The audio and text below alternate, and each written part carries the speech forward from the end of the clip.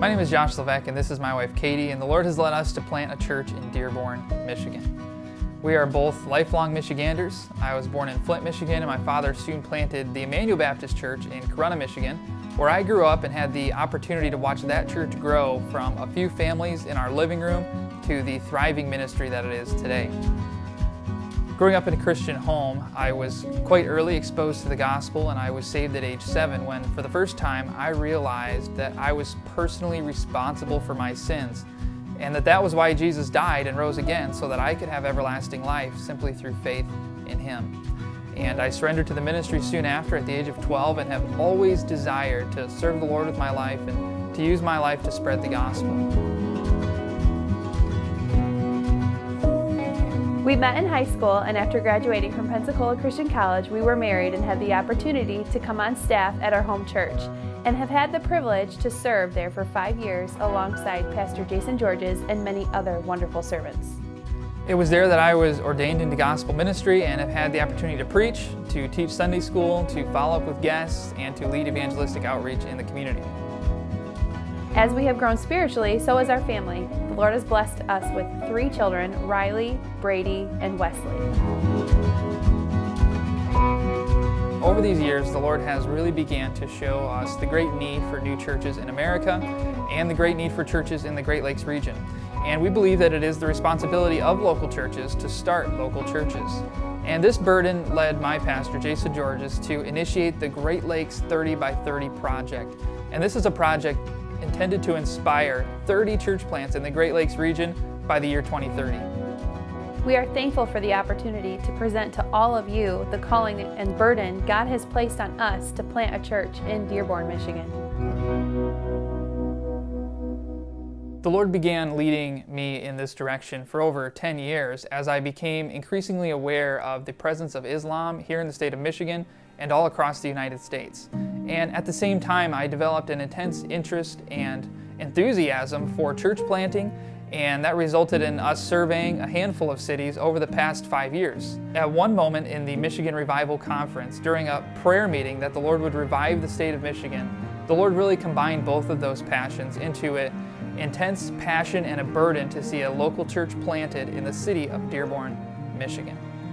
When we began to investigate the need in the city of Dearborn, what we discovered both blew our minds but also broke our hearts. Dearborn is a city of 100,000 people with over 40,000 Arab Americans. But with the Arab culture has come the religion of Islam. In Dearborn alone, there are over 14 mosques and multiple Islamic schools. And as of today, there is not a Baptist church in Dearborn. We believe that every person should have the opportunity to attend a good Bible-believing church or live in a community with an active gospel witness.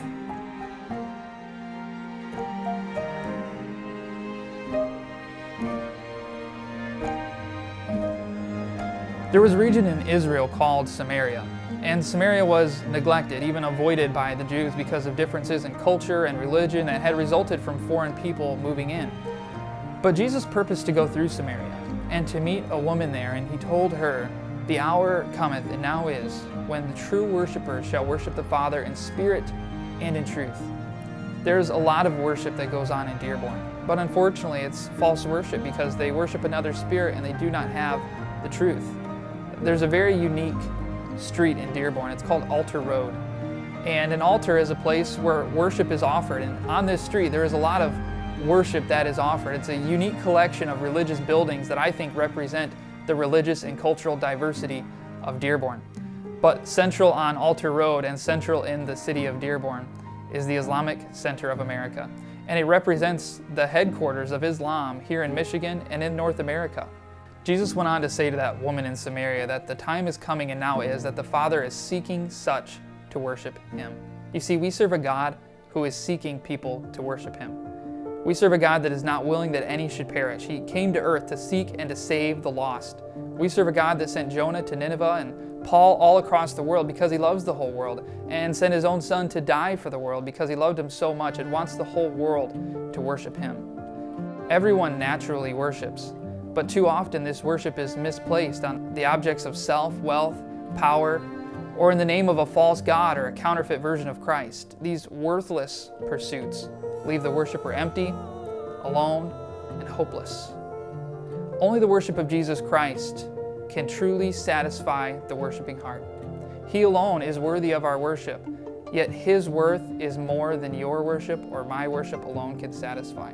He's worthy of more worship, and He's worthy of more worshipers. Jesus' final earthly instructions were a commission to His disciples and to the church to be about the business of seeking worshipers and multiplying His worship. There is a unique opportunity in Dearborn to reach into the Islamic world with the gospel. Islam is the fastest growing religion in the world. Today there are nearly 2 billion Muslims that make up 25% of the Earth's population, and many of these live in places that we could never go, closed countries that we cannot plant a church and cannot preach the gospel. But God loves these people so much that He brought them to Dearborn, and He brought them to Detroit, and He's brought them into the United States of America, where we do have the freedom to plant a church, and we do have the freedom to preach the gospel. And we've been given an incredible door right here in our own backyard in the state of Michigan to plant a church in Dearborn and to reach the Muslim world right here. Shortly after Jesus spoke to that woman in Samaria, He told His disciples to lift up their eyes and to look on the fields, for they are white already to harvest. In Dearborn, we see a field that has been neglected, that has been avoided, and my fear is that we have allowed fruit to die in the field for a lack of harvesters. We have a unique opportunity in Dearborn, but we need your help. First, we are asking everyone to pray. Pray for our family and to ask the Lord to send us forth as laborers into His harvest. And secondly, we are asking you, pastors and churches, to make a financial investment into this church plant. Your monthly support or your special offering will directly help get the gospel to the people of Dearborn and have an impact here on the earth, but a greater impact in eternity.